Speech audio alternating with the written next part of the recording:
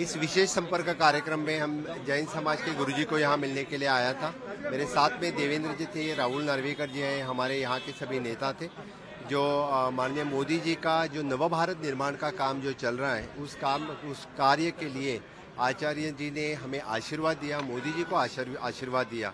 मैं ये कह सकता हूँ कि नव भारत निर्माण के लिए, विकसित भारत निर्माण के लिए सभी संत समाज मोदी जी के साथ में है। तो निश्चित रूप से माननीय मोदी जी तीसरी बार प्रधानमंत्री हो रहे हैं और इस विकसित भारत, इस आज़ादी के अमृत काल में विकसित भारत की नींव जो रखी है वो विकसित भारत का सपना, भारत देश का युवाओं का सपना वो साकार हो जाएगा। बस ये निश्चित रूप से मैं कह सकता हूँ। ओवैसी जी ने कहा है कि वो दिन दूर नहीं जब देश की पीएम हिजाब पहनने वाली होगी। वो तो ओवैसी का सपना है, वो सपना ही रह जाएगा, वो सत्य में कभी नहीं उतरेगा। हम विकसित भारत का सपना 2047 25 साल के आगे की सोच जो मोदी जी अब रख रहे हैं, नव भारत के निर्माण जो युवाओं के लिए कर रहे हैं, वही बात सच होने वाली है।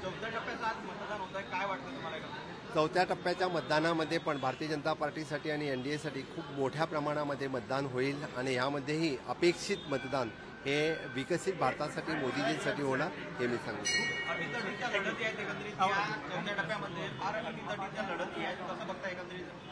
सगळ्या अटीतटीच्या लढती जरी असल्या तरी लोकांचं मत हे मोदीजींसाठी आहे, नवभारतासाठी आहे।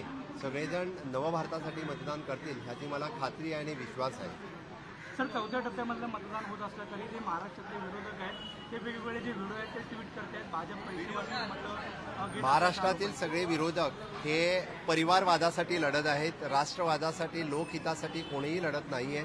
तुम्ही काढून बघा, महाराष्ट्रातले सगळे विरोधक हे फक्त आणि फक्त स्वतःच्या परिवारासाठीच लढतात। म्हणजे उद्धव ठाकरे स्वतःच्या मुलासाठी, शरद पवार मुलीसाठी, अजून कोणासाठी, पण भारतीय जनता पार्टी आणि एनडीए फक्त हे राष्ट्रवादासाठी, लोकहितासाठी लढत आहेत हे मी सांगू शकतो। थँक्यू।